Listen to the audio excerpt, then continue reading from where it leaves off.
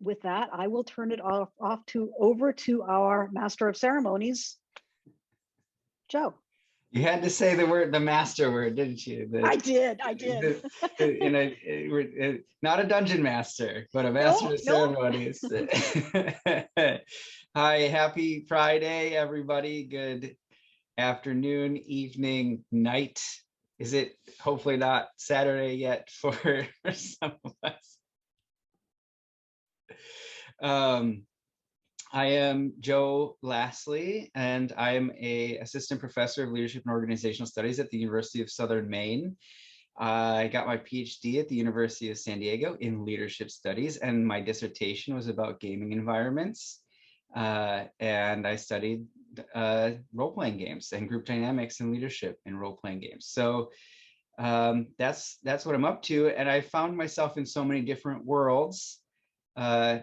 Role play theory groups, game studies groups in communications disciplines, leadership studies organizations nationally and internationally, and to my wonderful surprise, have found people like you all that are also uniquely interested in this particular combination of things, because both leadership and role-playing games are very entangled in everything else that is going on in the world and many disciplines that could apply to them.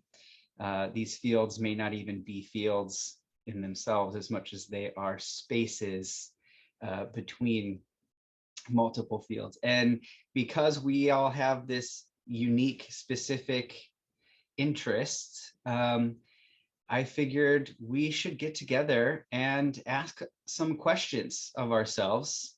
And there's probably other people out there that we could meet that have this specific combination of interests. And there's probably a lot more people that have adjacent interests that work really well with ours. And we may even approach this topic differently ourselves. So let's get together and see what comes out of asking these questions of ourselves.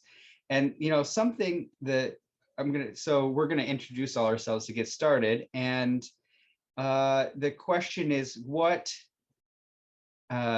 is intriguing you about that brought you to this, right? So what is it that's exciting? What is it that's inspiring or pulling or igniting or whatever it is about what brought you to leadership plus RPG as an intersection? And for me, I've always been a gamer and captivated by the social interactions that are happening in play and gaming. And to me, I see that and leadership as almost synonymous, but I realize other people don't get it that way.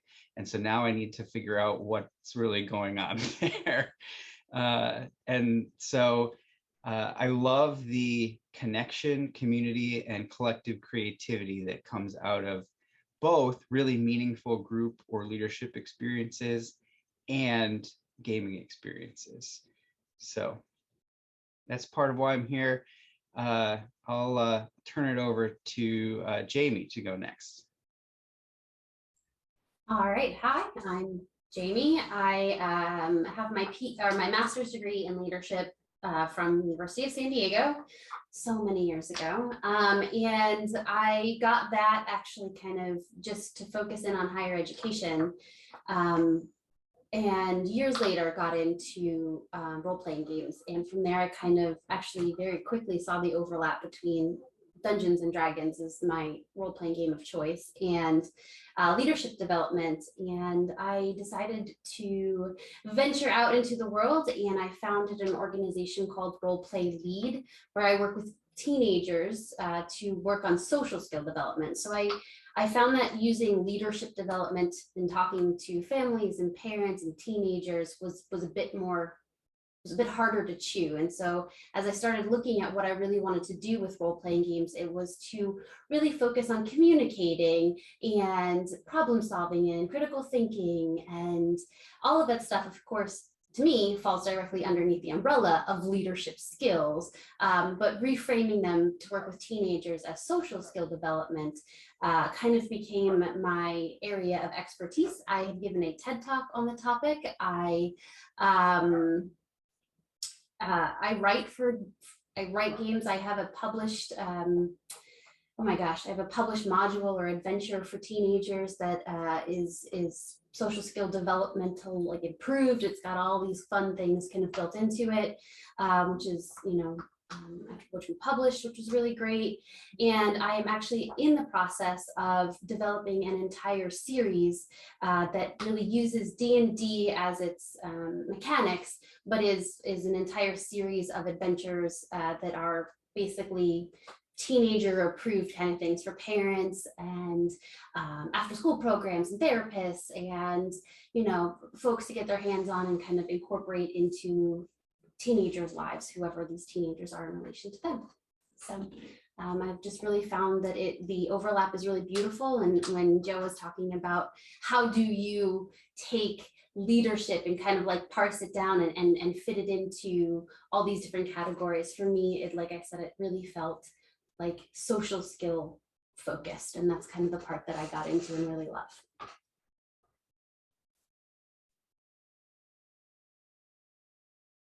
All right, Antonio. Hi everyone, my name is Antonio. I am a third year PhD student at FSU, Florida State University.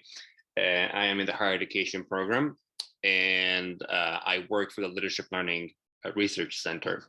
So I guess to back up a little how I got involved with role-playing games is I got really into board games in general around late 2019.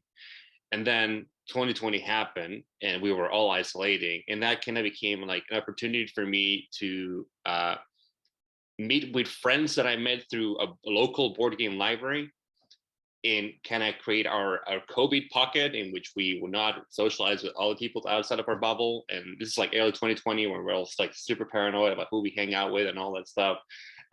So we developed this group that had a big range in experience and interests of different games.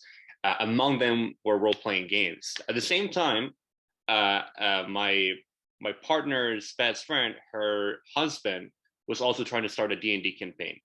So we got along, and I got really involved between board games and role-playing games around 2020. So it's pretty new to me. But I've been a gamer when it comes to video games and board games, maybe not so much board games, but video games in general, my entire life.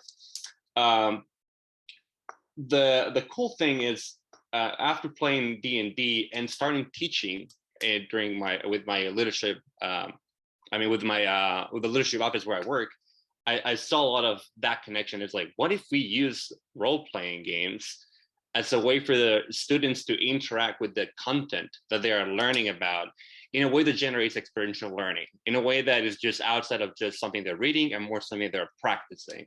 So my focus is literally between what I've been researching, what I've published, and my focus, I guess, research interest is a lot of with the side of pedagogy and game design. That's kind of where I step in.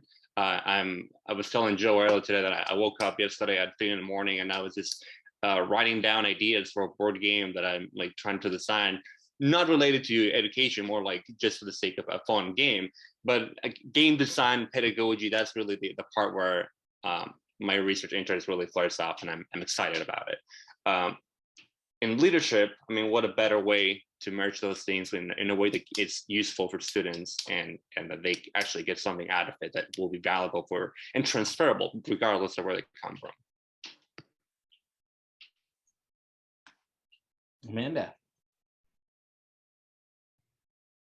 Hi, I'm Amanda. I am a second-year PhD student at USM. I actually had never thought of doing RPGs and leadership until I was part of the interview group for Joe when he came to join us and heard about his dissertation. At that time, I was writing my master's thesis and in leadership on Harry Potter and leadership. So when I started my PhD program in the fall of 2020, I kind of wanted to figure out how to meld my love of fantasy with the fact that I work for a police department. And after discussing with Joe and one of our other professors, I decided to kind of lean towards the direction of group dynamics and culture in police departments and trying to change that through RPGs. And that's the direction I'm going in with my dissertation. So, and I'm also currently in one of Joe's classes where we're designing a game for leadership development. So that's kind of fun. All right. Tomas, did I say that correctly? Yes, it's easiest pronounced just as Thomas. There's just a slight difference. Greetings from Northern Europe. It's 0:50 a.m. at the moment, so Saturday already. While I'm here, I've been a gamer for a very long time, being role-playing since I think 84 would be probably the right year. So you can imagine over the years I've tried applying role-playing to basically anything that I've encountered. And I'm here for various reasons. One of them is that I've formerly edited the International Journal of Role-Playing and later been one of the co-editors of Simulation and Gaming, so seen a lot of the stuff about the use of games for serious purposes. And last year we got out a co-edited book about gamification for sustainability, one of the themes of which was organization. So again, parallel interest there. We're doing a special issue on the topics right now. I've done one rather popular LARP about the problems of leadership over the years, and well, similar experiments. My current interest is the use of design games in organizations, especially for the purposes of breaking down management hierarchies for the purposes of co-design. But of course, what we see in those games is a kind of emerging leadership again. And I've been interested in how to foster it and how to blunt and prevent it at times in order to give everyone a sufficient voice. So that sort of thing. Nice meeting you all.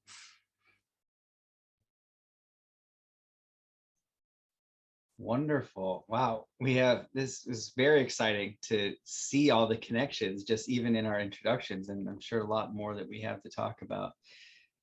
I think maybe give Garrett and myself a quick chance. Oh yeah, Garrett. Thank you, Sam. Hi all. So Garrett Dorman. I don't have a background too much in this area. I'm rather new to this. I was a user experience researcher and designer for quite a long time. Before that, I did a PhD at the Wharton School on decision theory and information science. And after a good 15 years as a UX researcher and designer, I decided I wanted to do something that's less for the tech companies and more for the social good. Didn't know how about doing that at the time, so I talked to a friend who I did know who does a lot of work for social good, for the Red Cross, for example, at Suzanne. And I called her up and asked her if she knows any way I can find a way to apply my UX skills into something for social good. And she's like, well, as it happens to be, I'm doing this research project about COVID, and it's very related to emergent leadership and the creative process leadership mission. So I did that for her and with her, and kind of got caught up into it. I've always been fascinated by D&D. I have not been much of a player of it. I have played sometimes, and recently I've actually been DMing a little game for my daughter, who fascinated by it by 5 to 6 years old. I've been doing it for the past few years. But that's about the limit of my experience with RPGs. But the more I've gotten involved with this with Suzanne, it's been fascinating. And it harkens back to my doctorate days when I was doing a lot of studies on decision theory. both individual decision theory and social decision theory. How do groups come together to make decisions? And it's been lovely to bring that back into my career. So I've been fascinated by this and really enjoying learning this new field as I work with Suzanne on this. Yeah, and I'm gonna thank you, Garrett. I'm gonna jump in for a minute here because I didn't mention I'm not a gamer. I'm very much not a gamer. But some of you may know my nephew. My nephew is Klaus Hoste, who is known in the Nordic LARPing communities, quite well known. And I've been fascinated by the whole LARPing concept. And as an educator or teacher, the themes that you've all talked about is really what attracts me and why I think it's such a powerful approach, which is the enabling learning, the discovery-based learning. It's not about telling, it's about empowering people to learn and discover on their own, build it through that sense of community, using it, the social skills, and giving people the agency so that they can do all that. And I'm hearing all those themes here, the social development, the creativity, learning. A lot of you are talking about learning. So those are all the things that completely attract me, because I think to this area, because I think it's such a powerful means to get there. I just want to throw out one little aside to Thomas. I noticed you were at the University of Tampere, and one of my main consulting gigs was I spent half a year in Tampere working for Nokia. This goes back a while, and I love Tampere. So I just want to say, shout out to Tampere. Great. Okay. So we have these questions. What is the frontier of leadership and role-playing games? And I actually think that I want to say before we get started, I don't know exactly what's going to happen. We're gonna see what emerges, and also that I don't think the goal of this roundtable is to come anywhere close to forming the illusion of a consensus.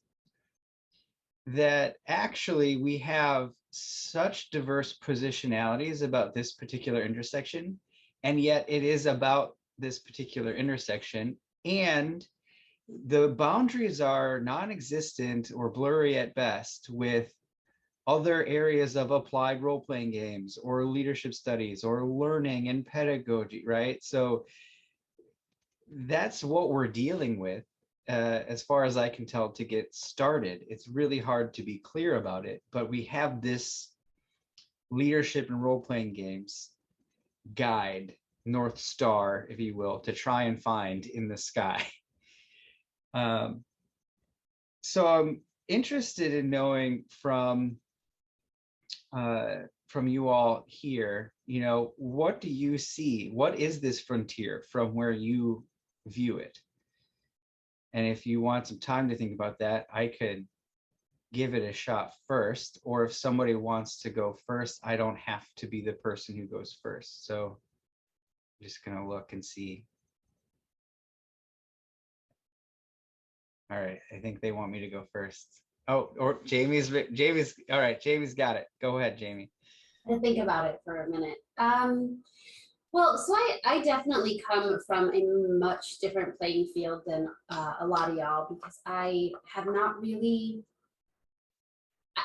I'm not studying it, I'm just using it, if that makes sense.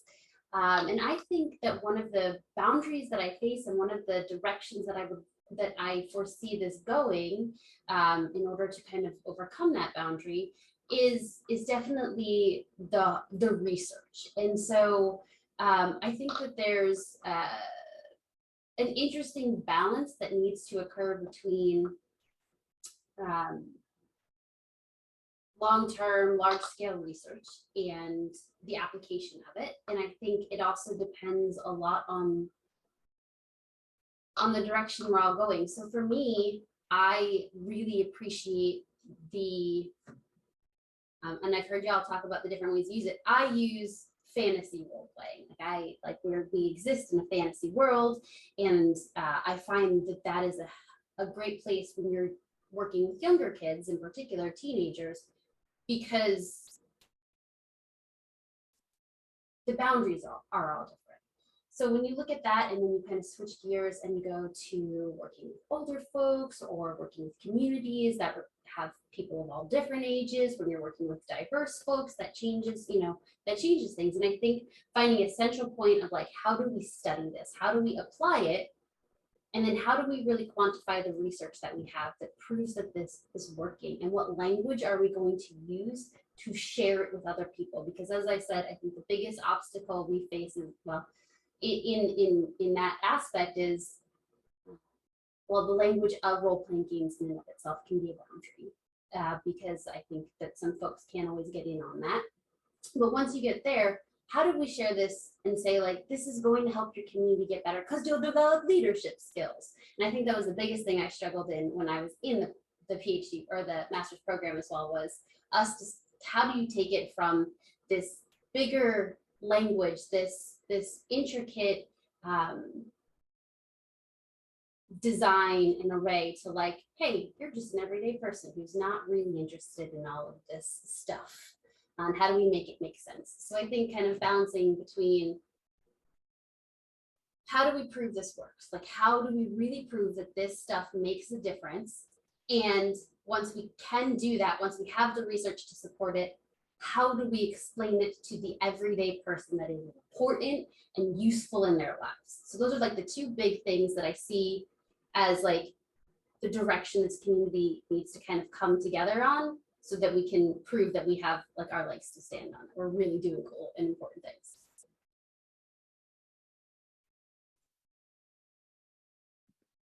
Go ahead.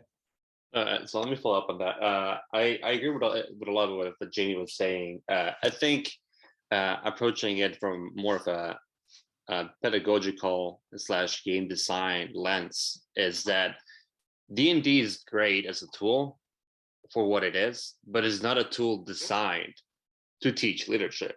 Now, you can use it for that purpose, but it was not intended originally as that. I mean, it was a game more than anything before anything else. And I think that this is such a new area that there's a need. And I say this carefully because I don't want to give the impression that there's a right way, but there could be a better game system that is through research, that shows that it's efficient at teaching leadership. That is something that works. Because that out there doesn't really exist. It's not like, oh yeah, well, everybody knows about X game, and that is just like a technique that everybody uses worldwide or nationwide. No, it's just such a new area that tool needs to be designed in the first place. And I think among the needs of that tool, going with what Jamie was touching, is to make it accessible. Because you ask the average person what a role-playing game is, and they might say, I think Dungeons and Dragons, but I don't know what that is either. Just like the connection for the average person, most don't know what a role-playing game intends. So I think by making a tool or a game system that is proves to be useful at measuring leadership, teaching leadership, having those skills be transferable, all those things, and also is easy for new people to grasp and use in their day-to-day practice and start playing with it, then we're starting to talk about, like, I guess, the next stage of where a million possibilities all of a sudden open. Improving that system, or not necessarily for leadership, but like modifying that system to teach other things. And that's, but I think in the first, you need to have something that we can all work with together and use, so we can have a common language.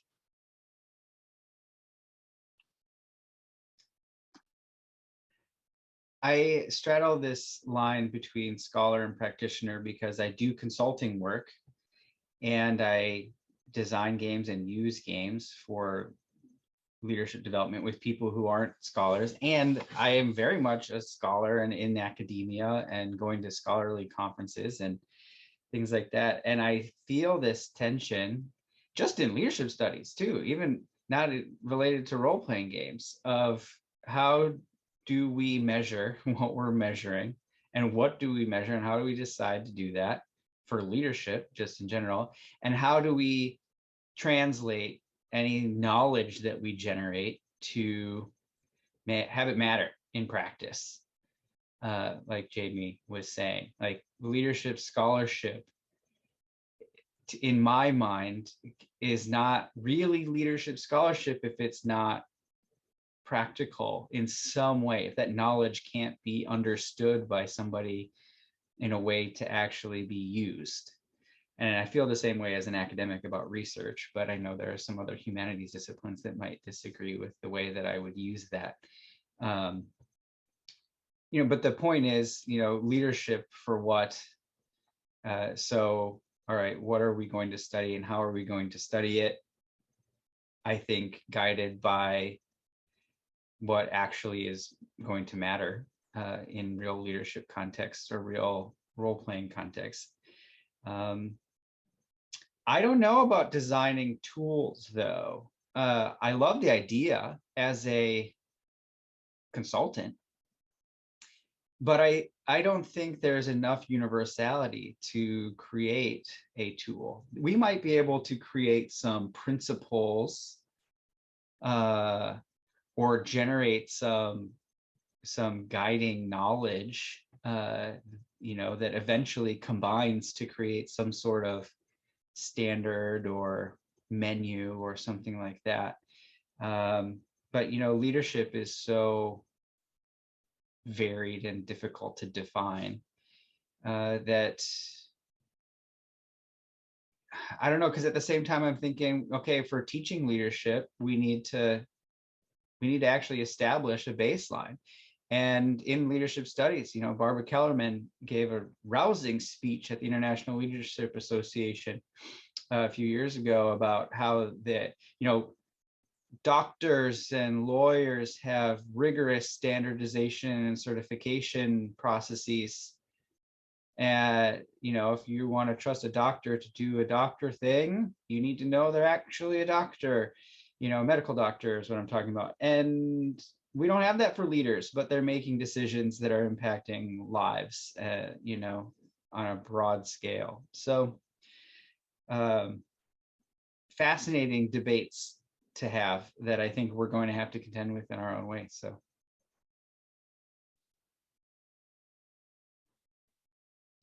I do think my piece of this is, right now I'm looking at leadership as practice. And that's hard to define too. But I think we stand to learn some things about leadership as practice and role-playing games as practice. And perhaps there is a particular instance where playing a role-playing game and doing leadership is the same practice, where we can learn things about both of those things. But I see more issues with studying this being the levels of analysis, because I could say leadership is practice. It's a really difficult process to define and then to research. And Jamie will say, well, I want to do skills development, and Antonio wants to measure learning outcomes, right? And so we have individual skills development, we have adult development and leadership development, we have skill development, we have team interaction development, and we have group level analysis and cultural analysis to do. So the level of analysis issue, I think, needs to be addressed, and I think we need to do all of it. So.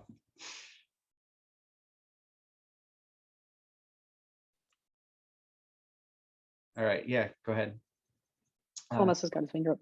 Yeah, several thoughts already came up and went with the previous comments, but something about doing the practices and them being sort of coexisting at the same time. There's Mikko Vesa's doctoral dissertation called There Be Dragons, which is about leadership and organizations in World of Warcraft, where the digital environment made it possible for him to co-study these through different approaches. And he's using a strategy as practice framework for it, so might be compatible for this.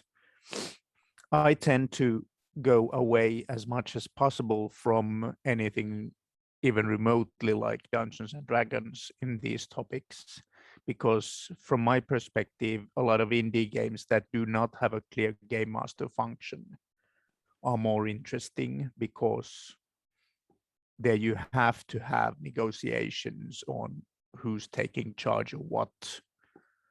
And this is the same reason why I use a lot of live action role playing, sort of like fold a paper plane, i.e. do the game design, and throw it, give the material, the libretto, or what you want to call it, to the players, and then they make something out of it.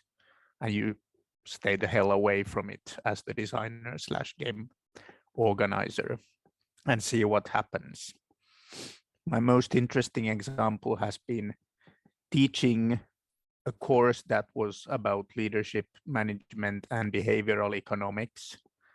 And then during the last session, we deployed a small role-playing scenario to show the players how quickly they devolved from all that they had learned during the course to this sort of yes, no, it is, it isn't kind of bickering, instead of using everything they'd been studying at a master's level for the last few weeks.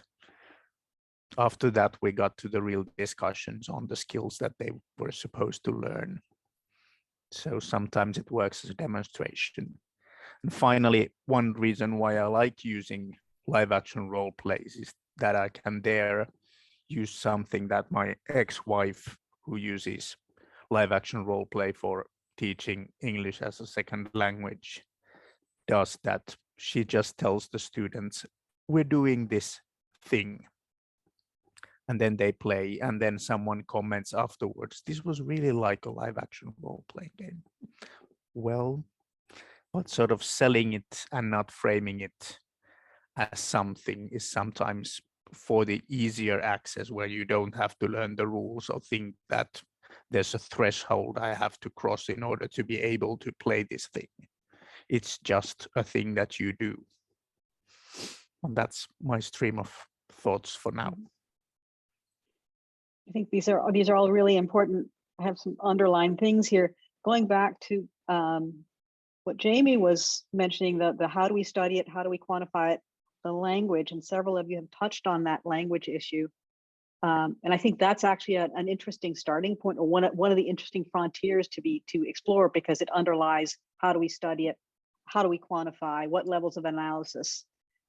If you can't talk about those, what you're talking about, then you can't get there. And to Thomas's point, I have the same problem. I'm talking to Office of Emergency Services. I'm talking to fire chiefs and police. I cannot use for most of them, I do not use the word game. The minute you say game, oh, it's not serious. We're talking disaster. This is serious stuff. So we create learning experiences. In-house, we talk about LARPs because we know that's where they are. But that whole tension there for people taking it seriously and saying that people will learn better through playing. I think that's there's a language issue there to be explored. And how do you quantify when you have to allow people to play, so you can't interrupt them? The team in the loop research problem, levels of analysis. And I like Thomas's point there, to that then interacts with the in-game control. How much control can you exert and still get reasonable results or understand what you actually accomplished? Yeah, go ahead, Thomas. And on the other hand, how much control can you give away and still guarantee your learning results? So from the other perspective, keeping the game master or dungeon master present is completely logical, because giving everyone the freedom means you're trusting sort of stealth learning, which we know doesn't actually work in a guided fashion. So there's a point to me being wrong and Jamie being completely right in using something like Dungeons and Dragons instead. So from listening to Thomas and Antonio, one of the things that like popped into my head that seems like an awful lot of work, but really beautiful is this, don't laugh, is this idea of like, maybe you can't, one of the things that I've always found is that you're going to get people who 100% do not need a specific game and want to like can run in and do whatever. But for some folks, people are going to want something that they know that feels familiar. And so when Antonio was kind of talking about either like just creating something from scratch, one of the things that kind of popped into my head was, what about instead of creating something from scratch, creating these like guidelines for categories. So like when Joe, I think, was talking about, you know, you're gonna treat working with these types of people in this particular area differently than here. Instead of trying to do that, we talk about like, okay, if you want to build in communication, so whatever your group of people you're working with, like here are tips in LARP or in role-playing games. Here's how you can just build it in. So if you love Dungeons and Dragons and the group of people you're working with are those type of nerds, like here is just how you take a game that's already built and pull communication skills into it specifically. Or you like, you know, you're doing a LARP with a bunch of college kids in your class and you're not calling it a LARP because who the heck would want to do that? Nerds of nerds. Like here's how you take this particular skill and build it into a LARP scenario with the end goal of learning this. And I just started thinking about like, instead of maybe a whole game that's designed for it, coming up with like categories and how you can pull things in, and then you can start studying, is your group communicating? Do you feel like from when you started this particular experience to where you are now, with your goal is communication based on the things that, you know, we laid out for you that are available, do you feel like it has helped? And then kind of quantifying it better for people who study that, who can actually mark that information down and show the growth, because that's not my area of expertise. But kind of like imagining it in that aspect and kind of game design, sort of what I started thinking. Yeah, I have a response to tie some of these together, but I saw Amanda's hand up. So Amanda, go before me. So I was just, you know, thinking about how I'm trying to use this for specifically police departments, and Suzanne mentioned, you know, you can't go in there and mention it's a game because of the type of personalities that you're dealing with when you're dealing with public safety people. And that's the thing that I keep running into, because that's a key part of what I'm trying to do, is get people to look at kind of like how they see themselves as a character. You know, and how in D&D you build your character. If you were to put yourself in that character, if you were going to build yourself as, you know, a barbarian, or like, how do you see yourself? But how do you create that language, and so that you can bring it to people that are very practical and don't see games as a reasonable way to learn something?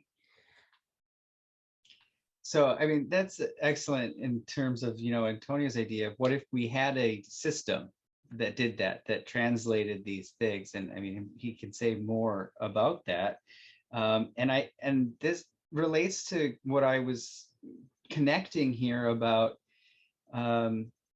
using role-playing games as the context for studying, learning, experiencing, or understanding leadership. And I say that because leadership itself is contextual, and leadership is a process, at least the way I like to approach it, and where a lot of the scholarship is going in terms of leadership. We study the leadership system, leaders, followers, and context, right? And I think design considerations like, should there be a DM or should there not be a DM in different systems, will be useful for studying leadership in the context of role-playing games, because this was I kind of got this idea from one of my dissertation findings, but also just in leadership studies in general. You know, how do we study authority and the group dynamics about relating to authority and being creative? Well, we can do an RPG as a social interaction, as a process, and we can study the leadership and authority dynamics the same way we would study them in any other context, but in this particular creative interactive process. And I mean, it's so exploratory at this point. I'm not entirely sure what we'd find. I think we'd find some things that would be, well, of course, we expected this to happen because that's how authority happens, right? And that's how creativity works, and that's how group dynamics works. But I think we would also see some new nuances in how that happens. And the other benefit, I think we were spoken to a little bit, is that there's that, and then there's D&D is super popular. So we need to deconstruct the, racist and sexist origins of D&D and how that's still elements of the game system and in its design. And communication scholars are kind of starting to do that. And it's popular, so we could leverage it, right? And it resonates with something. And so why does it resonate? And leadership is a universal human experience too. So anyway, go ahead, Antonio. We kind of touched on it a little bit already, but I sense there was a little bit of confusion given the language we use. I was advocating for creating a game itself, but like you mentioned, creating a system, as if D&D uses the D20 system, but it's really a system, like you said, has a lot of controversies in it because of racism and misogynistic ideals, as well as it's a system really designed for combat from a play point standpoint. At the same time, you could have a system that, given the way the dice are rolled, decisions are made and all that it encourages an environment, fosters an environment that focuses more on the leadership process and decision making and the interactions that individuals have with each other, rather than combat or whatever. That system, the advantage of having a system that could be technically universal, is that then anyone can adapt to anything that they want to do. Any game, any topic, any thing they're trying to teach in general. So that's kind of like one of the things I wanted to touch on. The second, it was just a little side comment, and it's like I just realized what you're talking about, like not mentioning game. In the articles I've written so far, subconsciously write learners as opposed to players, and that is just something for the same thing, because I don't know who's reading my article, and I want to make it, someone that is not familiar with games not feel threatened by it, but also not feel opposed to it just because it's a game as opposed to a learning activity. The last thing I wanted to touch on, and I think is more discussion, to push it forward, is that all of this is great. However, it's little without the importance of a meaning-making activity that follows the role play. A discussion, a reflection, something. But I think that the activity itself is only as powerful as the meaning that the students make out of that experience. If you just have the role play itself and then everybody goes home and there's not that point for deconstruction to happen, then I think 80% or more, I don't know, like the percentage, but like say 80% of the benefits that could be reaped from that experience are just being left over to wander. Yeah, go ahead, Thomas.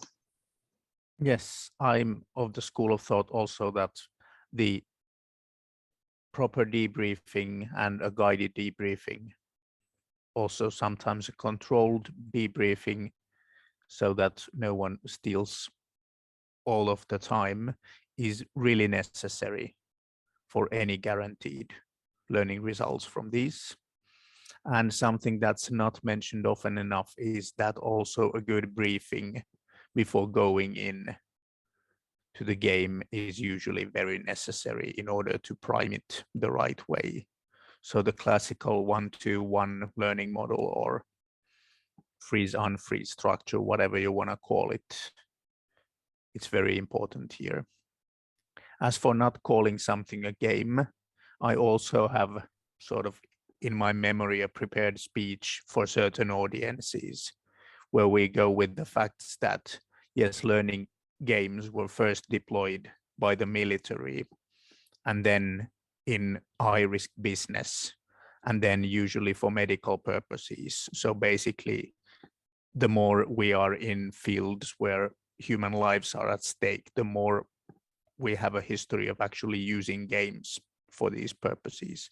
And for certain audiences where the let's do this thing kind of approach doesn't go, they're willing to take you seriously once you remind them of the facts. So it's a different sales pitch, but the same principle again. Thank you. That's a very useful observation. Bringing that in. So one of the things I'm hearing here is learning and leadership development, those social skills development, are they qualitatively different using this format? That's what you're trying to convince people of. It's a qualitative difference in the change that you get, and maybe the speed, the quality that you get. Do we get better leaders? Do they become better leaders faster? What is the difference this makes? I think that's an interesting question, because I think it's part of a series of questions. Is the role-playing game context qualitatively different than another leadership context? Is worth asking, and how is it different? Both in good ways that help learning, or maybe not so good ways.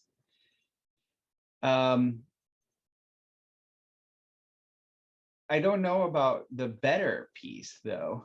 I don't think that will be the case. That would be, there's only been a little bit study of research done about that, and some of the findings, they're very specific, but they are like, it wasn't better or worse, it was just more fun and just as good, right? And there's probably more to the lit on that I'm not representing well.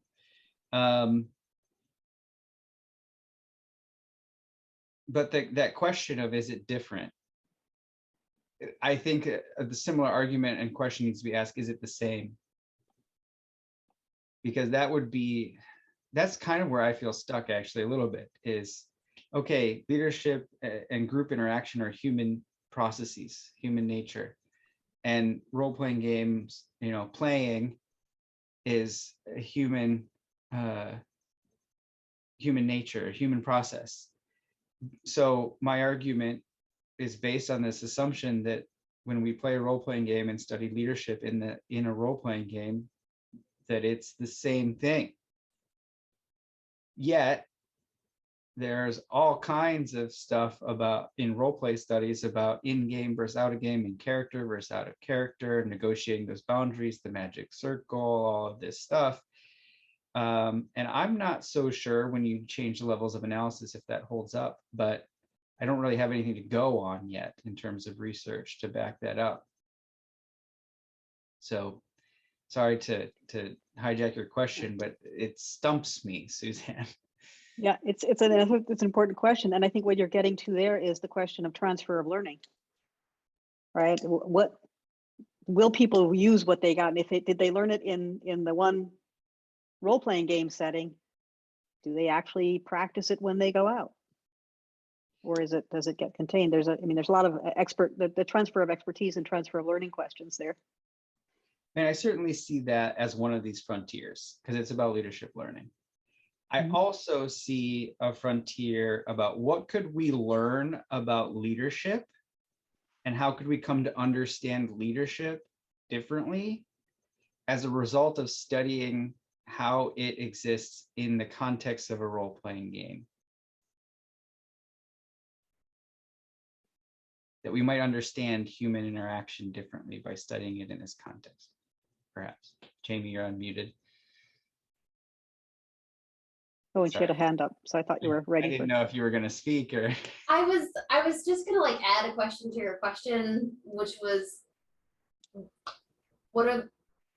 are there significant my guess is yes, but are there significant differences between like a team building exercise that lasts 4 hours of a day, or having a group consistently work, go through and continue together, and how does that change the outcomes of this leadership development? Do they become better or more aware leaders if they are together consistently working on something or whatever? So that kind of popped into my head as well. Which is an intersection that I've been thinking about. There are many different types of leadership, and leadership in different is interpreted in many ways, or is defined in many ways, because it is contextual. You know, one of the things that we study and what we're interested in is that improvised leadership. And what we've found and seen is the people who emerge in a crisis as leaders do not want to be leaders. They do not call themselves leaders. When the crisis is over, they want to go back to being individual contributors, doing what they do. They don't want to be leaders, which is very different from people who have positional leadership and people you're training to, you think you're training to be leaders. So there's something different there.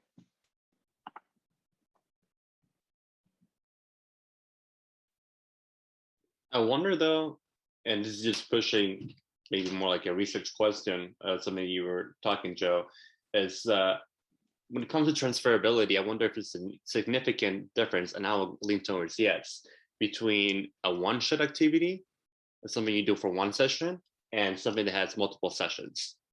I think one of the limits of a one-shot, particularly in something like a classroom setting or a training, is knowing that it's a one-shot it's not a rule, but it can limit the engagement and how much they care about, like when it comes to players with what they're doing, because they know that whatever they're doing, they really won't have ramifications that affect them tomorrow.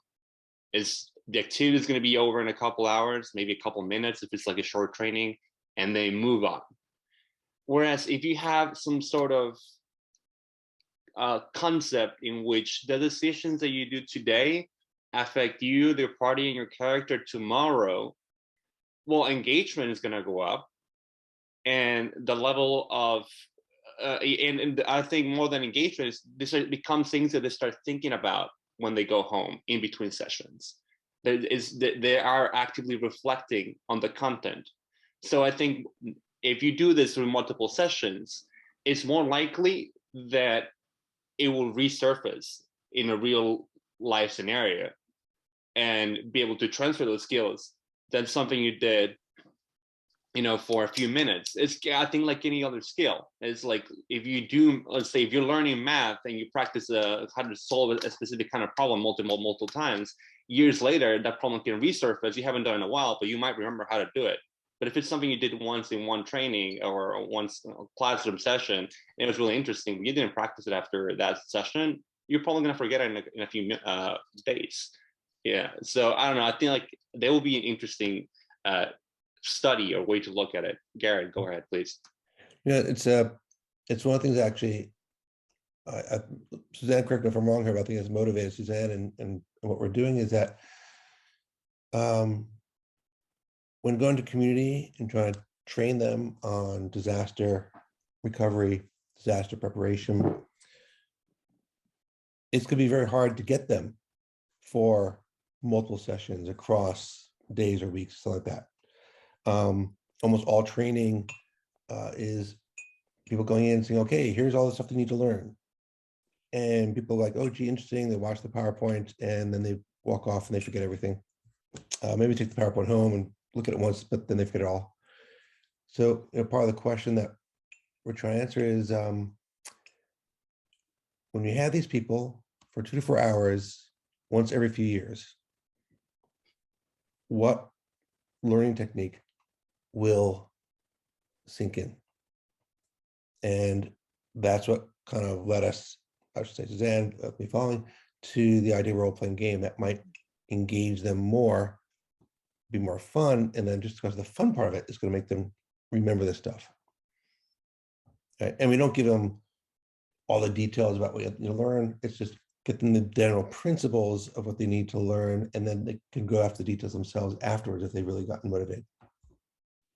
Yeah, that issue is also kind of what we're dealing with like organizational learning and how is it a practice and not just a workshop you forget. And part of my motivation for trying to do the leadership is practice thing. We do have a time boundary that we've crossed. And yeah, Amanda had her hand up. I think give her a chance. Okay. So going off of what Garrett said, I think I read a paper for one of my classes where we had to like review a dissertation where they looked at the view of higher education in police departments. And I think that that's kind of one of those barriers to being able to do this multiple sessions is how does the organization you're going into to use these view education? Are they going to be somebody that is highly motivated by learning more, or do they think, hey, I learned this, I use it, and that's it? You know, are they going to continue searching for deeper meaning and more from it? Because if they don't, then, you know, that's not something that they're going to engage with as much. So like in police departments, you know, most people think that, you know, a high school education is enough, maybe an associate's degree, while the rest of the world is moving on and, you know, getting masters and PhDs on a higher rate. And I'm going to let Joe start a wrap up here, but I just want to mention that transformational learning, that concept of the aha moment, that boom, this happened, and once the game's over, I can't stop thinking about it, and that's what triggers the longer term learning. You know, there may be some skills that we can't train this way if it's a one shot short term deal, and distinguishing between what is it you're trying to get them to do. I'm really interested to see when we do this research, and I say we, not even just the people here, but like we as whoever is doing the research, find, because these are challenges that leadership programs have in general. And I'm really interested to see how they apply to this, because it might be different, it might be the same, it might be different and the same, and that'll be really fascinating. That's why we're here. Another reason why we're here is to actually see what happened here.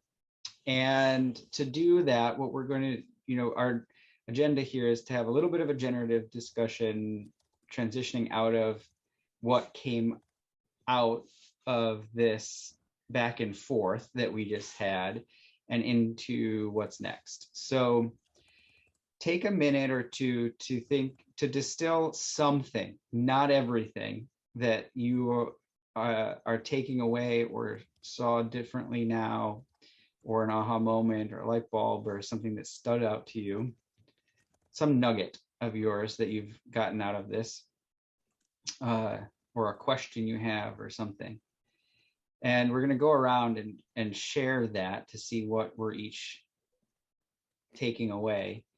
But we don't have a lot of time. So that means each person's going to share for a few minutes only, not everything you've learned, but distill something for us that captures what you're noticing or what you're getting out of this.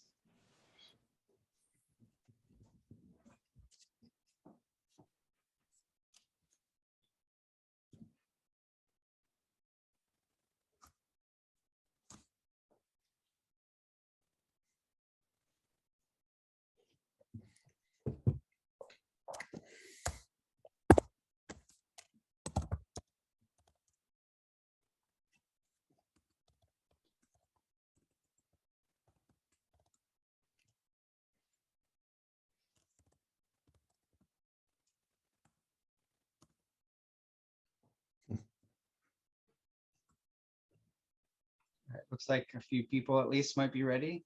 Garrett, what's up? Oh, sorry, I thought you were asking for hands up. I'm ready. Let's go. Yeah, go for it. Okay. I'm going to bring in a concept from the user experience industry. It's the notion of a pattern library. When we want to design applications, sites, things like that, it's not that there is a guideline of exactly how you should go about doing it right, but there are patterns that have been highly recognized in our field about how people interact with applications of software, with systems. And by identifying those patterns, we can then look at common ways to implement functionality within those patterns. It's actually an idea that comes out of architecture. It was an architect way back who created this whole idea of a pattern library. And this is going through my mind as I've been hearing several people in this group talk about, is there some way to create, you know, a system for producing RPGs that apply to certain learnings or certain contexts? And the more I'm hearing this, the more I'm thinking it's kind of like we want a pattern library of learning objectives and then how different gaming techniques would apply that. An example would be, I think Tomas, you mentioned negotiations is better supported when there's no DM. So possibly, so that might be the beginning of, the pattern is how getting people to learn negotiations and how to get them interact in a game where they have to negotiate, etc. So I'll leave it at that. Thank you. Excellent first example, both in depth and brevity. And I'm very intrigued, but I can't talk about it. So who's next? I'd say to me, gaining more ideas of this, a system, universal system, particularly from an area of research. If it's something that multiple scholars are using, then we can start having things that we can measure and compare, and that will be really, really interesting and helpful. Another nugget that stuck with me was the idea of framing of what a game is to different populations to increase accessibility, and more than accessibility, the likeliness of them engaging with it and their openness to engage with it. I think it's something we all do, whether we do it subconsciously or not, because we know that we are nerds just for being into this, and not everyone be open to it. It's funny because I'll be playing my first LARP in a couple of weeks, ever. And I wanted my girlfriend to join me, and I saw it as like, it's kind of like a live action escape room. Because I knew if I just told it was going to be a large, I'd been like, that's too much. And the last thing that I wrote about here is the importance of intentional design, and with a focus on transferability when we're designing those role plays, when we're designing those activities, is how not only the learning outcomes, but what can I do so that they are able to implement these things in a real life scenario outside of a game.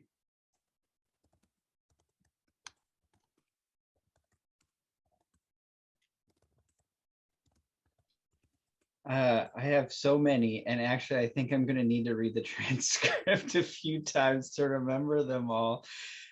Thank you so much to CCL for doing that. And I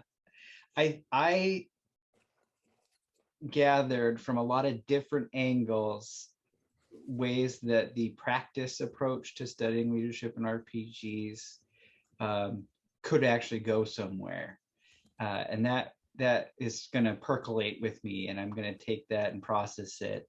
But that's going to be really, really helpful. And part of that is how interconnected all of the different segments of how this issue or topic exists, whether it's social skills or using it for learning, or as a practice for development, or to design a system, or to use the act of designing the system as itself a leadership act. All of those things are all interconnected with each other, actually, as much as we have these different ways to approach leadership.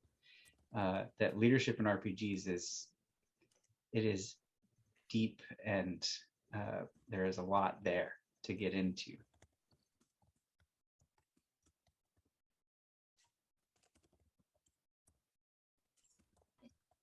I think for me, mine is like a little selfish, but like I have already started writing things. I already have stuff going. So for me, I'm kind of reframing it after this into this idea of how can I use what's already out there to start gathering research? Is there a way that I can, as I'm starting to write up, or like go to the next phase of this project, pulling in folks like you all who are much more experienced on that side of things and saying, where can we add parts where we can, really look at this work and start pulling it and showing if it's making a difference, and how can we do that, and what are your suggestions on making that a little bit stronger? Because it's interesting, as I'm doing this, I'm thinking I love all these questions, and I haven't been on the academia side of things in a long time.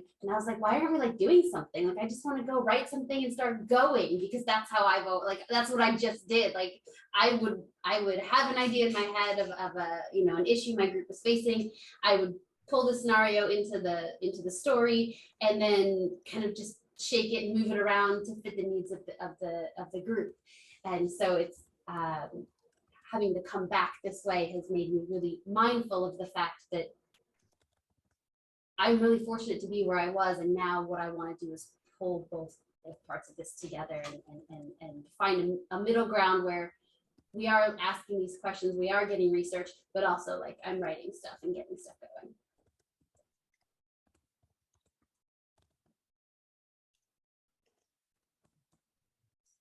Kind of like Antonio, I took a lot away on the framing, because that was one of my issues going forward.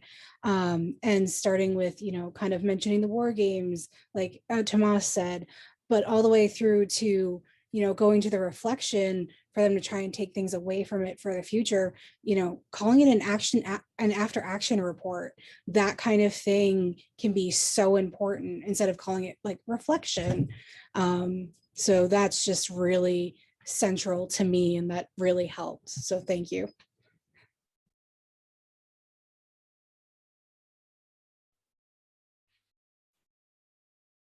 All of this has gotten me thinking about sort of how I've been practicing these things lately.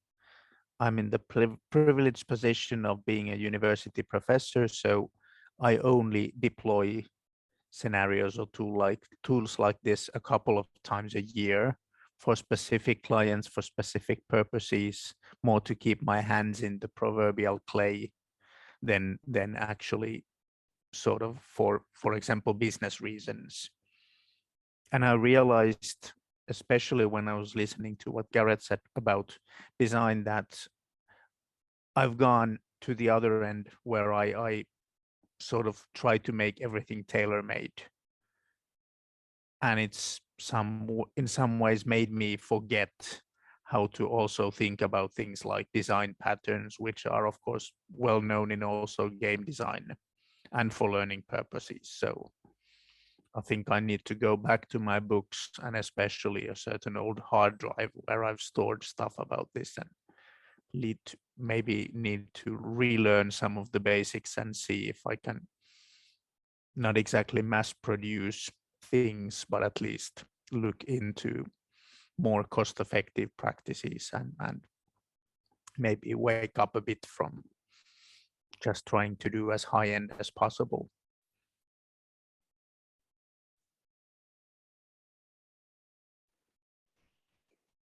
Yeah, I think that some of the things that stand out for me is certainly what everything's circling around here is learning and the serious gaming, right? Using gaming for a purpose to affect some kind of change, either at the individual or the social level, is really everything we've been talking about, which of course is where am I interested in. But the one dimension that kind of stands out is a couple of times we've talked about the time factor and the control factor. And thinking about those as what role does time play, whether it's time, duration of games and duration of the engagement, whether it's time familiarity, however time plays in. And that control question I find really intriguing too, is exerting control within the game, outside the game. I think those are things I'll need to think about among all the other things we've been talking about. Wonderful. So in terms of what next,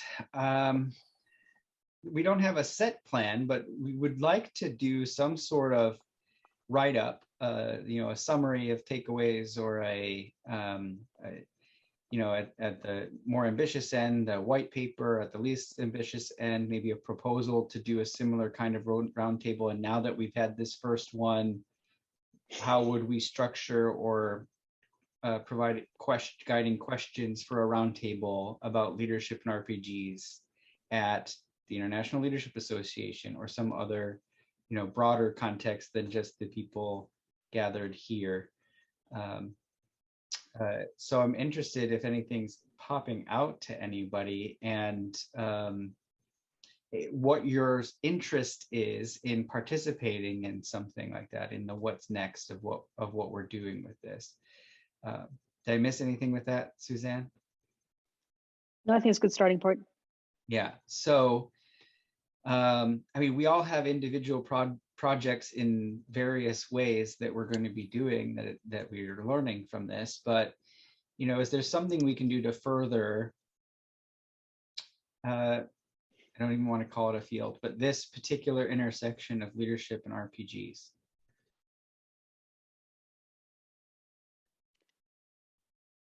Well, to start as a simple proposing, going off what Jamie was saying, is looking for resources. CCL can certainly host an email group starting with this group here, if you're interested, for idea exchange. And as Jamie said, I'd love to be able to reach out and say, hey, does anyone know if there's a paper on this or something about this, so I don't have to go do all the, you know, trolling the net to find them, see if anyone's worked on it.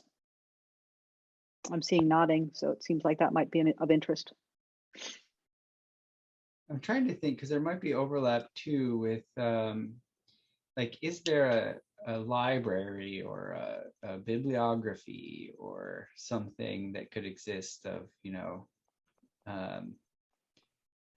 there might be with role-playing game studies, but obviously, as interesting as all that stuff is to us, is there a need or ability to do something specific to leadership and RPG scholarships and tools?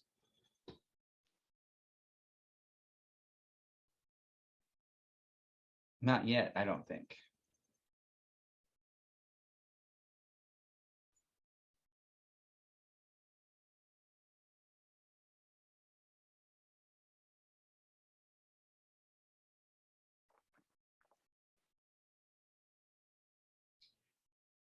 Would people be here be interested in doing a roundtable at a leadership conference? I like that idea. I would be even more interested in something like a white paper. And I guess the conversation, you know, I mean, I think this conversation is important and that we should continue having them, and a roundtable at a leadership conference is a great way to do so. But I also think that we also need to start advancing it based on what we already discussed, and exploring that through maybe a publication or something, or research would be a great way to do so and cooperate.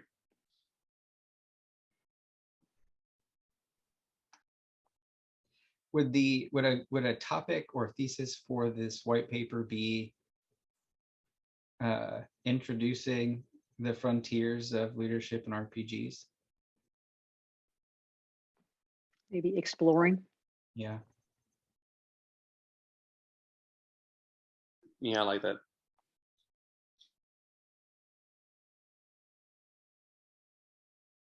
At least it gives us a written starting point. Well, I think a summary of this discussion is even the beginning of the beginning of that. Just you know, I can see pulling out the themes that we've talked about, because there's definitely some structure here and over some themes running through it. The conversation. I'm interested in helping that with that. So we've got at least Antonia and I that can help with that, and of course, and Jamie, or Jamie, is that a new idea? I mean, no, I'd be willing to support, help as best I can. Right. Of course, we can pass it around regardless, but you know, in terms of who wants to help write and what sections and all of that, you're all welcome to help, and it's understandable if we've got a lot of projects going on in our lives. So. You're muted, Garrett. Yeah, I would be very interested in much of what you discussed so far. I have projects, time is limited, but if I can be involved at least in some little way, I think that'd be, I very much enjoy that and help me bring myself up into this world even more so. Whether that's working on helping a little bit of the white paper, or preparing a proposal for the conference or something like that. All the above sound interesting to me. So I would suggest as a next steps are, one, we'll get the transcript out because I find it's hopeless to listen to a recording, and then simply put up a Google Doc or something and start doing an outline structure of the themes that we see, and have everyone can help contribute to what they find and what they see. Mhm. I'll try to add some of those themes in this document I've been taking notes in. Right. Okay. I'm not going to change the notes I've taken, although of course there's a lot that I missed or got wrong. I think, we can go through it, and if anyone wants to go through it, we can just try and pull out themes on top. Maybe that might help. Yeah, you're all welcome to add and comment on the Google Doc. I had to request access. I'm sure others will have a similar issue. Right. Yeah. Eric, could you just open it up for, actually, we can add everyone. Yeah. Since it's a little late to add you right now. But we can get your emails easily and add them. Does anyone want to add it right now? Because we just open up for public Yeah, editing. I'll give you my Gmail because you're using it, Google. Put your email address into the chat room, and I'll how do I do this? So I'm also interested in, even while this white paper and summary is in a very rough draft format, submitting I think it's like a 500-word abstract to suggest a roundtable topic for the International Leadership Association conference, which happens both virtually, online, and in person in Washington, D.C. in October. So these two things could go together, because once we have just the main ideas of the white paper, I can throw together, or someone can help me throw together, the 500-word abstract, basically describing how we're going to have this kind of a conversation with a much broader audience, and maybe whoever of us is able to participate we can all kind of play a role as the people who may or may not be more familiar with this particular topic, as the people who show up at the roundtable, because it could be any kind of leadership scholar who may or may not have this, but might have something really useful to ask us. Yeah, I mean, I'm happy to participate in either. I'll be at ILA regardless. My office goes yearly, so I mean, I'm happy to be there.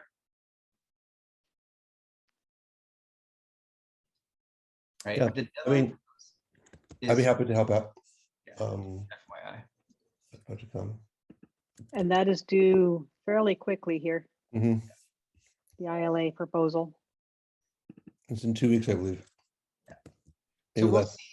we'll see how we get with the drafting the white paper and summary. If we're not there yet, we still might be able to put together an abstract for ILA based on what we've done so far. Yeah, I think if we can just get sort of an outline of some of the big themes, that's enough to then hit the ILA paper, and then we can develop the white paper and the themes more deeply. This is so exciting. I feel like this is history. This is part of history right now. Yeah, and I feel like I want to work with all you guys on all different, lots of different points. Yeah, I'm gonna need like 6 copies of me now to do all these cool things. But well, we're getting pretty close to the wrap up piece and our last few minutes here together. So I think this was super generative to me, and I'm real excited to see where we go and to stay connected and keep working together. So to be continued from me, and thank you. Suzanne, do you have something to close us with? Anything else that I forgot or anything before everyone? No, I just want to thank you all for joining, and I hope to see you again. We're hoping this will be the first of a series. As I say, we do roundtables on a broad variety of topics, but they are intended to be ongoing. And we will invite you to an email list for anyone who wants to participate for this topic. We also have a general roundtable, but I'm not sure that's the way to go with those. We're still learning on these, how to make all this work. Suzanne? Yes. Sorry, if I interrupt you. I was thinking if one thing we could consider doing is a follow-up roundtable to this, or maybe we all pick a topic and then dive into that topic. Mhm. One of these themes, that is. Yep. Oh, yeah, Yep. that's a great idea. Yep. Mhm. But, you know, and on that note of when and how to expand the network, right? Because again, I have no delusion to think that other people don't have similar questions, or that these 5 people or 7 people have a lock on an entire field that doesn't exist yet. But I do think, because we are so entangled with all of the interdisciplinary ways that leadership exists, and all of the interdisciplinary ways that role-playing games exist, and the study of these things, that the one boundary that will be important for us to at least make the connection to as an anchor is the specific or deliberate connection between leadership and role-playing games. And that is because we could get into therapy and role-playing games, and we could get into a lot of things that are really relevant to this discussion, that are kind of on the boundary, and we're so new and unformed yet that that's the one thing that we should keep as our North Star. Yeah, I think the real danger is the education and leadership game and role-playing games. We're learning, that's yeah. So having said that, if there are other people that do need brought in, we can have we can tread that in that direction, but let's do it cautiously and deliberately. Yeah, I think for the next one, finding who else we'd like to invite in that space, or playing in that space. And by no means gatekeeping, right? Like, we really don't want to do that. It's really just about defining purpose.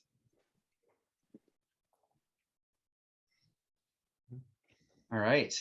Well, if you all want to say your goodbye, Suzanne and I already got to be continued. So.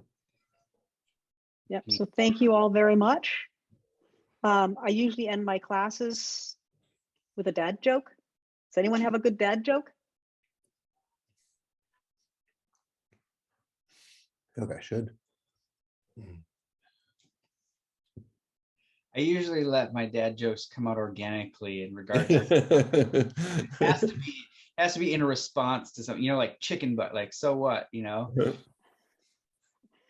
I usually have some student who brings them up, and it becomes a thing. Yep.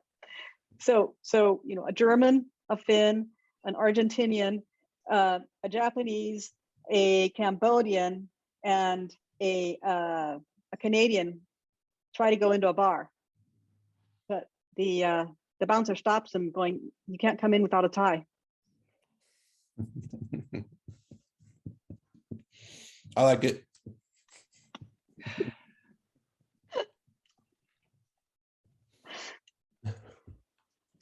All right. I like that one very much.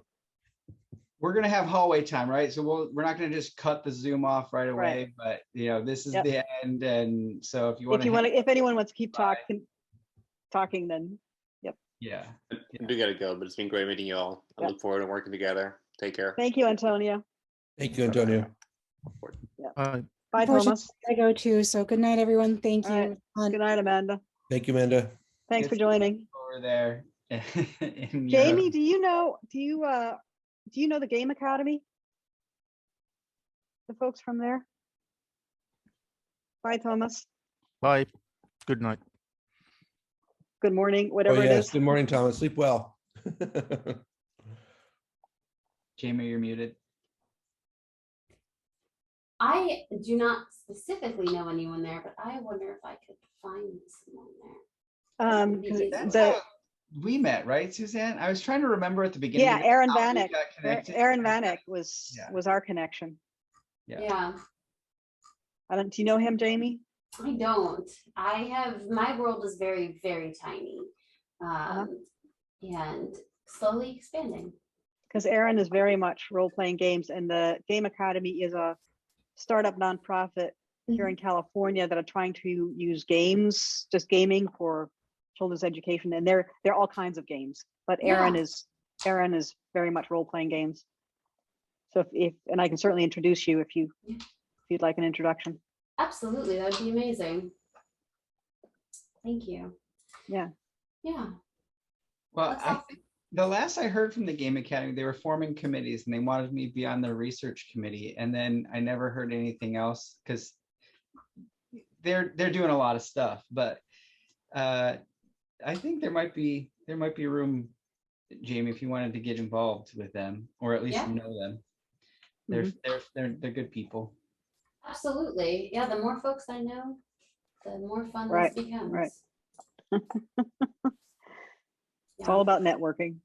Yeah, And as you say, getting that knowledge, getting those people out there, getting those connections and getting so they can, you don't have to go do it. We don't have to invent it all. yeah, that's not fun. I mean, it's kind of fun, but sometimes you just want somebody to be like, we already tried this and it works. Here you go.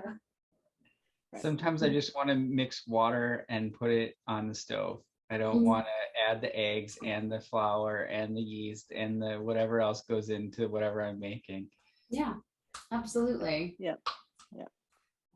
Or at least have someone give me say, here's a cookbook. And You don't like have to write half it. the ingredients, like we have half of them. The other half you have to probably come up with. Right. Yeah, I work with and I think Joe, you've worked with Game to Grow, right? Yeah. So I've done work with them a bit, and that's been very helpful. Yeah, there's so many cool organizations popping up in the applied role play game space right now. And, I just want to do it all. Yeah. Can Oh, I listen. be an educator and a therapist and a professor and a leadership consultant and a game designer? Yeah, I'm veering towards game designer now. This has been fun, or at least content designing. And I agree with what Antonio was saying about D&D, like not being built for certain things, but I think I've really just taken it upon myself to make it what I want. Like I started with a group of writers and our whole goal is to add like diverse gaming into D&D, like just making it what we want it to be. And so I'm just like, oh, I'm going to shoehorn my way in here and make it work.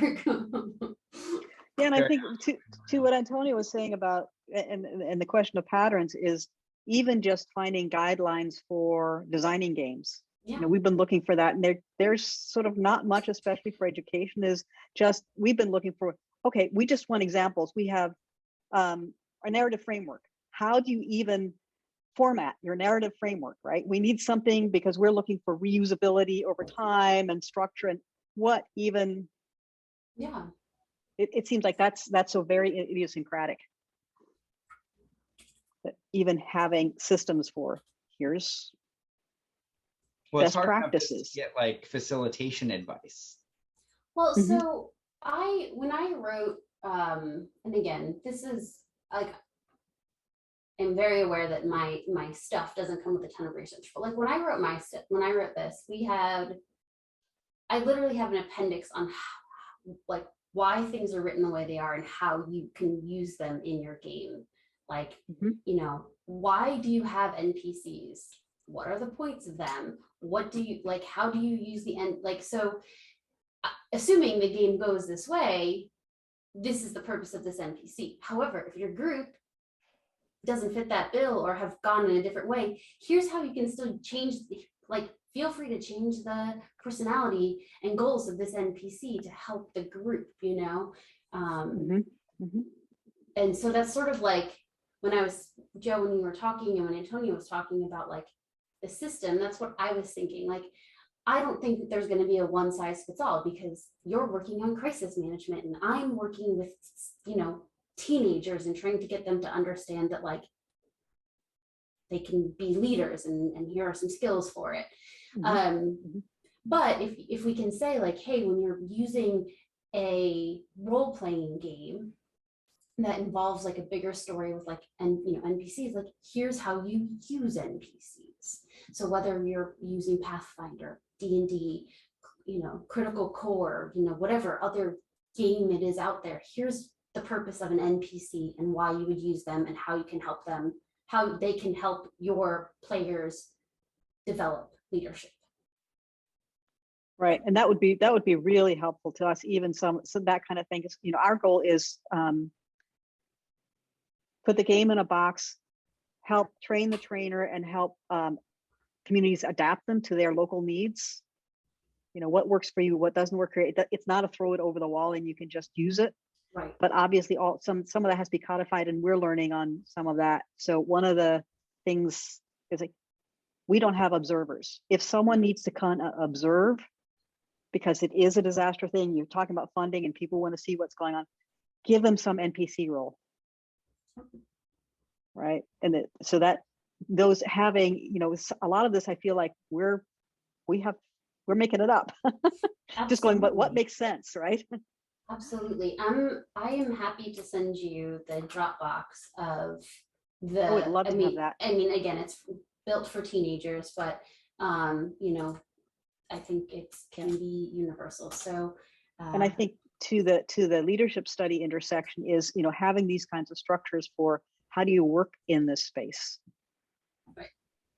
Even before you get to setting up metrics and measures and defining, quantifying, just the hands-on practical.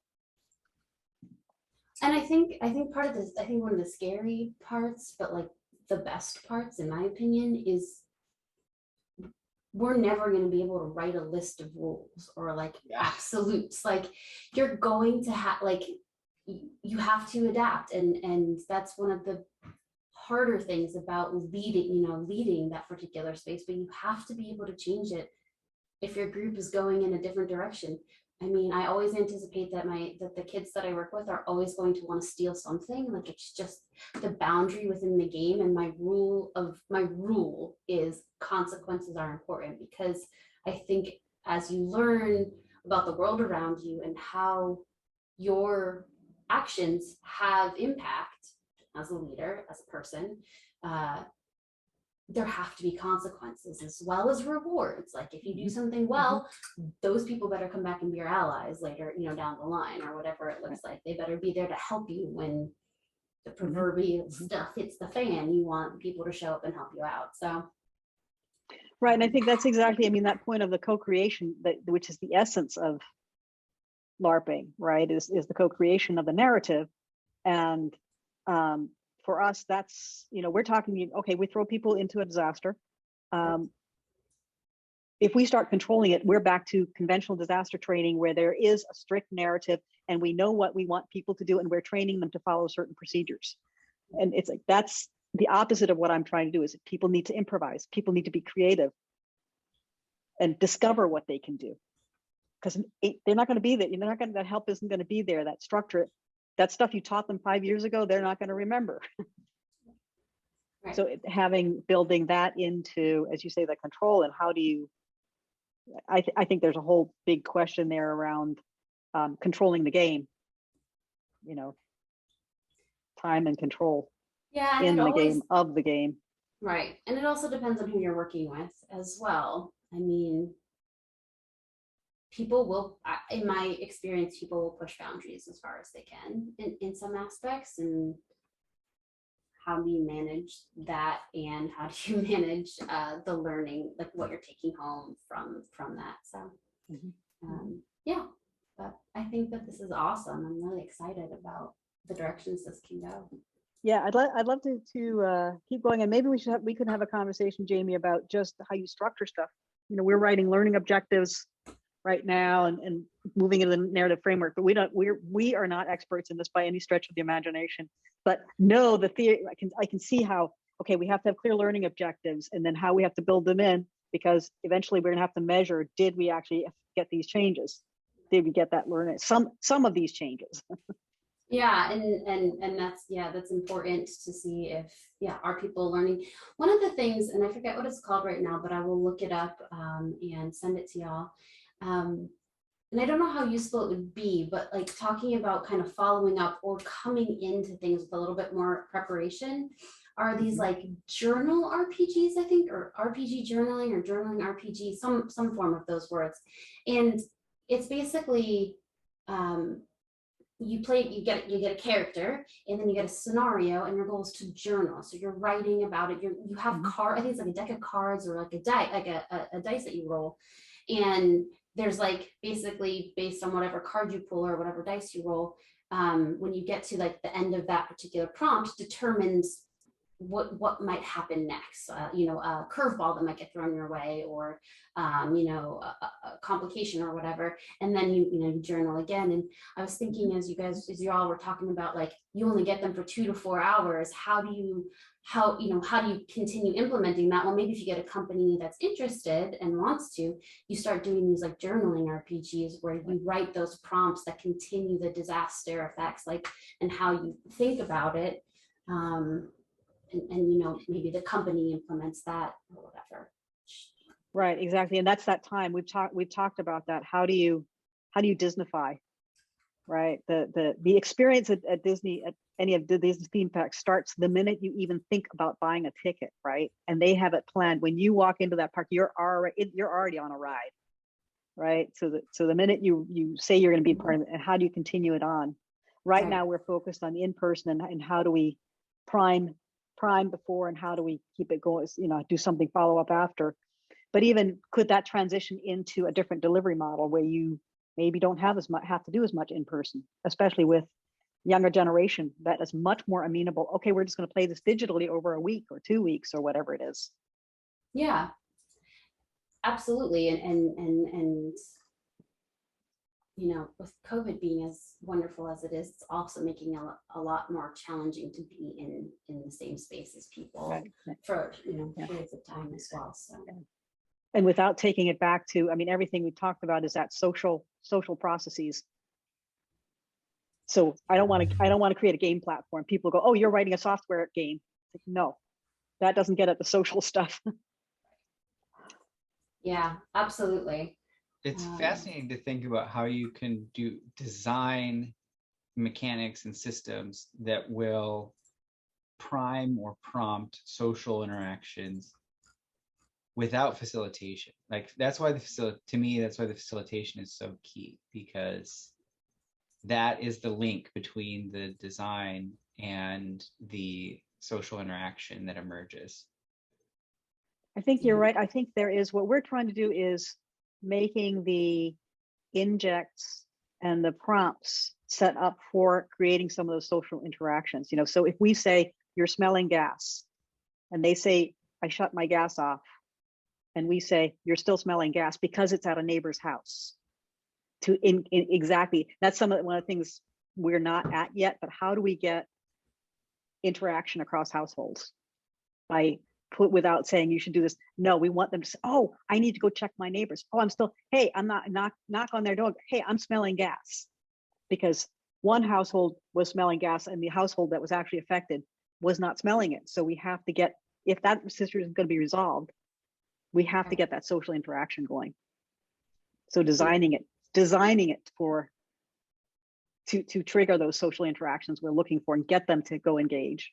Well, we've been dealing with this with like teaching adaptive leadership online, because there's an element of over designing that's actually necessary for teaching online and designing online experiences that is even more, I guess, upfront and comprehensive in terms of what design is required to create the experience.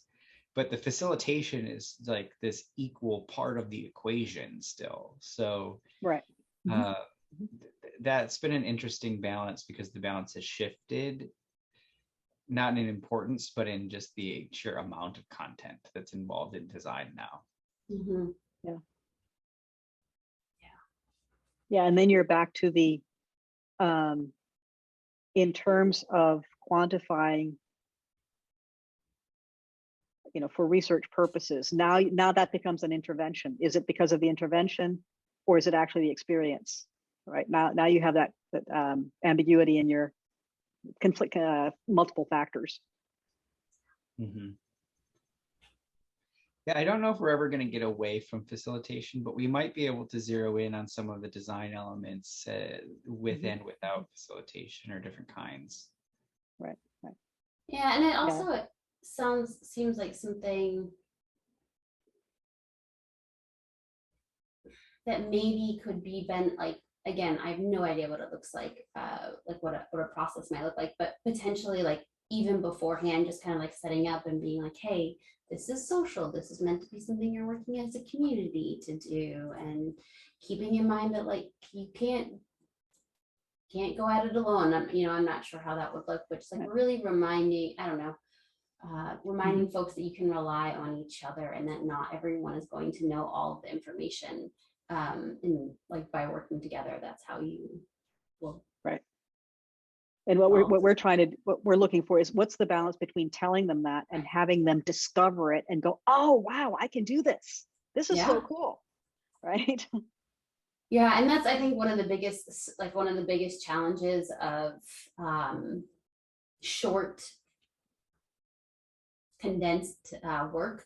Like for me, when I write an RPG for particularly for new people, I always want the first interaction to be something that they learn that they can work together. So like in the thing that I just sent y'all, the first interaction is that they get to this little like tavern pub type of thing, and it's raining and the door has swelled shut, and they have to work together to get the door open. And like they basically, like, one person will try and they won't roll, if they can't roll high enough to get the door open, and then another person will try and they'll be like, oh, you guys are having trouble working, doing it by yourselves, but you think if you put your shoulders in it together, like, and then that is my like introduction for the group to realize that like, hey, we can help each other out and combine our roles in order to move further into this process. So but again, this usually takes like 6 to 8 weeks to run. So I have that time to slow down with them and go over that. And then I step back, right? And then I'm like, all right, now you guys know what you're doing. So I'm not going to give you that information again when you get to the next challenge. That's like this. That's an interesting approach. And we're also balancing that, since we're working in a real world context, right? Not a fantasy, is how much fantasy can you introduce without reducing the transfer of learning? Yeah. Or risking the transfer of learning. Yeah. Especially when the content's important, right? Like, because in D&D, you don't need to know which type of breath which color dragon has in real life. But the content of the game isn't what you're learning. It's other stuff about that you're learning. But in a disastrous situation, you have the process stuff, but you also have the content knowledge that you're trying to deliver to. Yeah, we have some content knowledge. And the key is, even if we're not trying to deliver specific content knowledge, we cannot introduce misconceptions. Right. Right. Right. So Aaron, when we did an earthquake, and he wanted to do, a sinkhole has opened and sewage is blowing up out of it. Like, that can't happen. That's not how the sewer system works. Right. Yeah, you're in. I cannot have them walk away thinking that that's a risk. Right.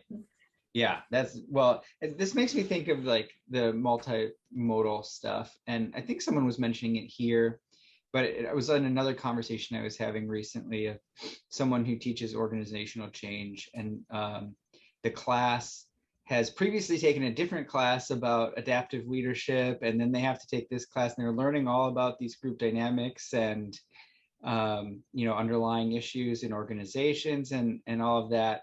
And then they have to form their own organization. And of course, they devolve to all of the nitpicking, poor organization and group functioning that they have been learning about for 3 semesters already. And so the learning still happens, but it's like, you've learned all this stuff already. And now here you are and you're not using it. So that's the new piece of learning. And I think there's a lot of benefit to doing like an online module or a traditional kind of content download kind of, or even online discussions, right? To do some of the content learning and then reiterate that in practice when you're doing the LARP or the experience. Well, I think one of the big differences with the LARP approach is I let them make mistakes. Right. Well, no, you didn't turn off the gas, your house just blew up. Yeah. The consequences, but it's because we learn from mistakes. Is if I can learn all that stuff about leadership in a conventional setting, but I have to go out and make the mistakes to really understand it. Yeah. Right. So I am going to do it wrong first, and I'm going to set up that miserable, go through all the mistakes. Now, when I make the mistakes, the hope is because I have studied it, I will recognize the mistake and be able to correct it faster. I don't have to figure out from first principles what went wrong. I can sort of go, oh, wait, I know what's going on here. I mean, But I have to make the mistake. A rare case of a student in the moment saying, I recognize this, we should actually do this, but not really doing it anyway. But then immediately following in the debrief going, I knew better and I still acted like like I didn't know what I was doing. Yeah. Because you've got to make the mistakes. Yeah. I'm a firm believer in you can tell people till you're blue in the face, but until they've got to try it. And once their hands got wet, they went, oh, my hands got wet. I can't open the door now. Now That's the value of experiential learning. It's experiential learning, and it's that emotional, it's that, and I think that's part of the big value here is letting people discover it in just, I keep, when I teach, it's like I teach adults and say, you guys are adults, you go figure it out. Make the mistakes. I think and people come back, are we'll really talk about them. afraid of that. I think that's the first thing that like I've always discovered when we do these role-playing games is people are like terrified or like they don't really understand that they can do anything. Like, no, you can literally do anything you want. We're not in the real world here. Like we are in the real world, but we're not. Like this is your opportunity to discover what you can and can't do. And that moment when they do make that first mistake and realize that like, oh, thank goodness I did it here and not in an actual situation where things were really at risk. It's kind of nice, and then they get to play around with it a little. And I think that the second part of that is the thrill of discovery of something. So especially in the disaster world, everyone wants to tell you this is what a wildfire warning means. This is what an alert means. If this is how you're supposed to do this. It's like, well, let people have the pleasure of I figured it out. That was a different thing there. What's the difference? Oh, look, and then they explain it to someone else, and they actually, two people went away really remembering it because I didn't tell them. If I told them, they would not remember it tomorrow. And what was it she said? Mm-hmm. It's in the moment. There's a need for learning it right then, and the joy of I figured it out. Mm-hmm. And that's what's so important, and what's so different for me about this approach is I'm not there telling them what to do. You throw them in there, you try it, and when you come, I want you to come back and ask me. I'm not going to tell you have to have you should put together an action plan. It's after the lark when they come back and say, well, I want to do this and this and what else should I be doing? Do you have some materials? Tell me what I was. Now they're asking for it, right? As a matter of fact, here's some things to think about. Perfect. But getting them to ask for it, right? Yeah, I think there's probably like a series of guidelines or something that can be written up and created that will kind of find that balance between like them just flailing around with no grasp on what they're supposed to be doing, and then like us sitting down and being like, hey, this is exactly what happens, A, B, C, and D, and like go at it.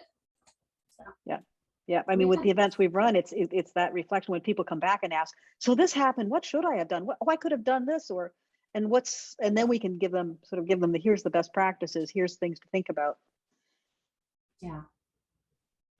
And again, that I think that also for me goes back to the selling it as a game, because what is it you're teaching them? Well, it depends on what they discover. Some processes we're trying to get at, and some ways to go, but it's motivating and inspiring them to take action.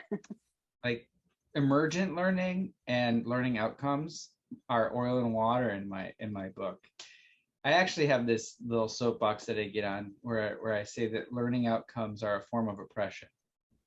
And I have this whole thing about Freirean philosophy about the whole idea of learning outcomes is that somebody else knows better than you, and real emancipatory learning comes from the agent themselves. And so if you have learning outcomes, you're really just handing down what is to be learned. And it's not quite that simple, but Right, man, right. it blows me, and especially in a university when I'm like, I don't think grades should exist. Learning outcomes are oppression. And they just like, whoa, dude, calm down. Right. Beautiful. The Socratean Yeah, university is what you're looking for. You're looking for. I can't, yeah, you know, then there's getting funding to get people ready for wildfire. There are some specific learning outcomes we do want to look for. right, right. Yeah, and I think that like there's so for me, like when I am advertising for like what parents can expect their kids to like get from this, I'll just put like communication, problem solving. And I'm not specifically saying like, hey, this is how, like, this is exactly what's going to happen. But like the end goal is they are going to start learning how to communicate, or, you know, like what problem solving is, even if they don't necessarily engage directly with it. And I can see there being like practical, like they will learn this knowledge about wildfire preparation and like disaster. Right. And then like, in addition. Well, actually, it's for us, it's the other thing. It's we give them confidence. We give them peace of mind. We motivate them and incentivize them to understand their, you know, help them start understanding their risks, their household risks, their priorities. You know, I can't tell if that they're worried about grandma who's on oxygen. You know, that may be their top priority. I can't tell them that. Without that, they have to figure that out. So helping them discover that, and it motivates them then to start looking at the conventional preparedness, to understand what this is and do these things. That's how we position it. Yeah. All right. And then just have to say we do not go against the standard messaging of what you should and should not do. It's totally fair. Yeah. My partner has work at 4 a.m, so I'm going to go say goodnight to him. All right. He'll be going to bed now. I'm really But glad you came.